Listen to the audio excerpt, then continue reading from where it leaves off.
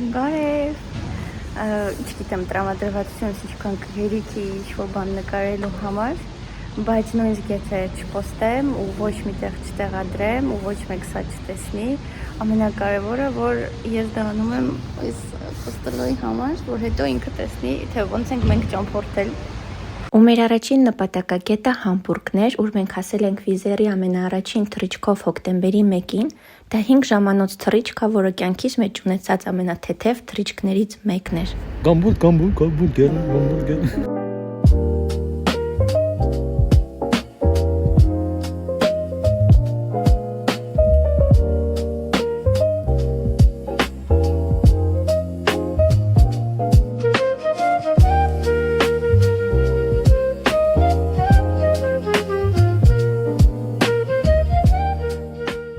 Համբուրգը նավահանգստային քաղաք է, գտնվում է Գերմանիայի հյուսիսում, համարվում արդյունաբերական կենտրոն ու խոշոր տրանսպորտային հանգույց։ Ի դեպ ասեմ, որ Եվրոմիության ամենախիտ բնակեցված ոչ մայրաքաղաքն է, ինչը այստեղ ընդհանրապես չի էլ զգացվում, որովհետև էներգետիկայով Համբուրգը նման է սառնոտ, ինտրովերտ, բրուտալ մի բիձուկի, որը կարթը ձեռքին ծխամորճ նելատամների արանքում սեղմած, գիշեր ցերեկ նայում է ծովի եզրից բացվող հորիզոնին։ Այս քաղաքը ընդհանրապես հեռու է աղմուկից ու աժիոտաժից։ Չնայած իր սառնությանը, մեր առաջին հանդիպումը բավականին հետաքրքիր անցավ։ Ինչպես եւ բոլոր մեր այցելած գերմանական քաղաքներում, առաջին բանը, ինչը տեսնում ես, դա իրենց քաղաքապետարանն է։ Քաղաքապետարան բառը մի քիչ համեստ է, չէ՞ իրականության համար։ Rathaus։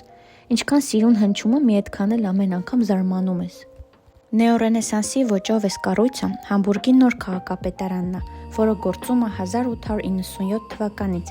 իսկ հինը դեռ 1842 թվականին Համբուրգի 1/3-ի հետ միասին ոչնչացվել է ծավալային հրդեհների ժամանակ։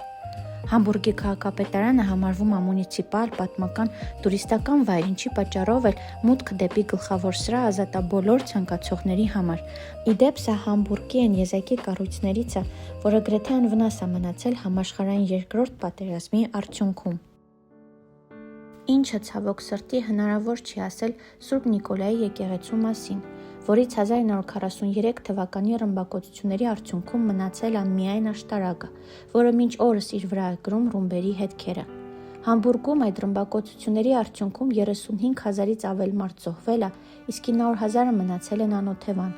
Հիմա եկեղեցին ինքն իրենով համարվում է այդ պատերազմի զոհերի հիշատակին նվիրված հուշակոթող։ Ասել, որ էմոցիաներին խոսքի ձուրկ էին դարձրել, դա չասել ոչինչ։ Եկեղեցու ավերակները ու ներսում ներկայացված լուսանկարները հիշեցնում են մեզ, որ թեկուզ եւ մենք զարգանում ենք, առաջ ենք շարժվում, բայց պատերազմները մեզ մշտական ուղեկից են, աշխարհի գրեթե բոլոր կետերում, որ մարդկության ու երկրագնդի սպիերը գնալով միայն ավելանում են, իսկ պատերազմներ ստեղծողները, խաղաղություն լուծարողները այդպես էլ ոչինչ չսովորեցին պատմությունից։ Իսկ ինչը վերջնական իմ աչքերը լցրեց, դա կտրած թևերով հրեշտակի արձանն էր ու այս խոսքերը։ Իհարկե, Համբուրգը հայտնի է կամուրջներից բացվող տեսարաններով, բայց քաղաքում կա մի վայր, որտեղից կարելի է վայելել տեսարանը դեպի ամբողջ քաղաքը։ Սա Համբուրգի ֆիլհարմոնիկ շենքն է, կամ կոչվում է նաև Էլբ-ֆիլհարմոնիա։ Կարմիր աղյուսիկ շենքի մի կեսը կառուցվել է նախորդ դարի 60-ականներին, որտեղ դեռ 1870-ականներից գործել է Համբուրգի ամենամեծ առևտրային պահեստը, իսկ 2017-ին ճարտարապետներն արդեն հիմնել են ապակուց ստեղծված մյուս կեսը։ Ալիքների ձևով տանիքը, ֆասադը, որը կազմված է ջուրն ու երկինքը արտացոլող դետալներից, դարձնում են այն ունիկալ ամբողջ աշխարհում։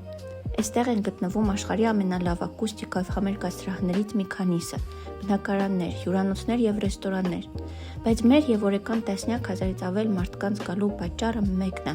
Դա բացվող տեսարանը դեպի ամբողջ Համբուրգը, որը կարող ես վայելել շենքի ողջ շրջագծով 360 աստիճանի տակ ու լրիվ անվճար։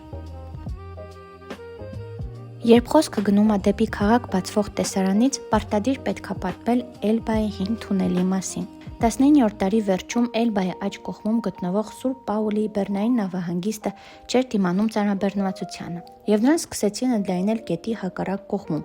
Տասնյակ հազարավոր աշխատողներ պետք է ամեն օր հասնեին աշխատատեղ եւ վերադառնային տուն։ Լաստանավերով հատել գետը ուղղահայաց եւ հասնել գետի հակառակ ափ շատ անհարմար էր։ Արդյունքում որոշում կայացվեց Գլազգոյում գետի տակով անցնող թունելի օրինակով կառուցել սեփականը։ Դրա համար ընտրվեց Էլբայի ամենանեղ հատվածը 426.5 մետր երկարությամբ։ Թունելը պատրաստ էր իրագործման արդեն 1911 թվականին և 1 ժամում ծառայում էր 14,000 մարդկանց տեղաշարժին։ Նենց տարօրինակ զգացողություն է, որ ջրի տակով ես գնում, չգիտեմ, բայց նենց լավ է սարքած լուսավորությունը, օդափոխությունը, մարդկը վազում է, մարդկը հեծանվող է գնում, վերջն է։ Հիմա թունելի մուտքը հեծյոտների և հեծանվորդների համար անվճար է ու բացաշուրջօրյա։ Թունելը շատ մեծ մշակութային և պատմական նշանակություն ունի Համբուրգի համար։ Այստեղ անց են կացվում նաև վազքի մարաթոններ և ցուցահանդեսներ։ Իսկ ինչի համար էր այսքանը, կհարցնեք դուք։ Բացվող տեսարանի համար։ Ու այս անգամ դու չես նայում կոնտեյներներին ու նավահանգստին, այլ կարող ես կողքից արդեն պատկերացում կազմել քաղաքի ճարտարապետության և պատմության մասին։ Google Maps-ը կողքից մի խոսքով։ Ու անկեղծ ասած, այս տեսարանի մեջ ինչ-որ մի ռոմանտիկ բան կար ինձ համար։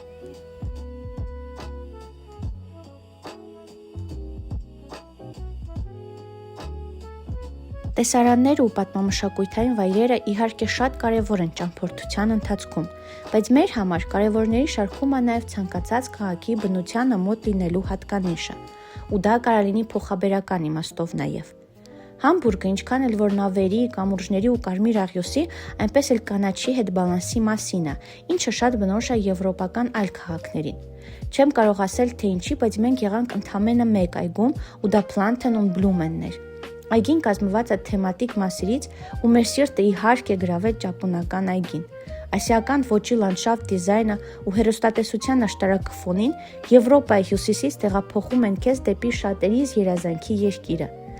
Աննկարագրելի տպավորված էինք։ Քաղաքային տեսարաններից ու փողոցներից հետո այս այգին թարմ օդի պես մի բան էր։ Էն, ինչին իմ ու Վահանի աչքերը միշտ կարոտ են մնում քաղաքներում։ Միանշանակ խորհուրդ ենք տալիս հնարավորինս շատ այգիներ այցելել, ճամփորդական տեմպը դանդաղեցնելու ու պահը վայելելու համար։ Իսկ հիմա անդրադառնանք ճամփորդության պրակտիկ հարցերին ու առաջին հերթին Համբուրգում եղանակի մասին։ Հեսա ուրբաթ օրը մենք գնում ենք վաղը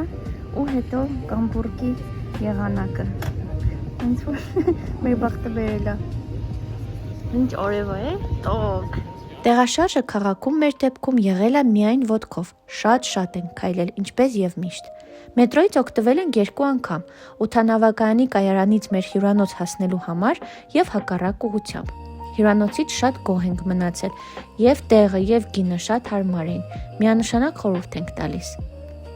Եվ վերջապես, ճամփորդությունների իմ ամենասիրած բաղադրիչը ուտելիքը, որը Համբուրգում շատ համեղ էր։ Սկսած հյուրանոցին մոտ գտնվող թիթիզ փրերից, վերջացրած իհարկե համբուրգերներով, ինչին ինչպես նկատել եք վլոգի ամենասկզբում, անհամբեր սպասում էր Վահանը։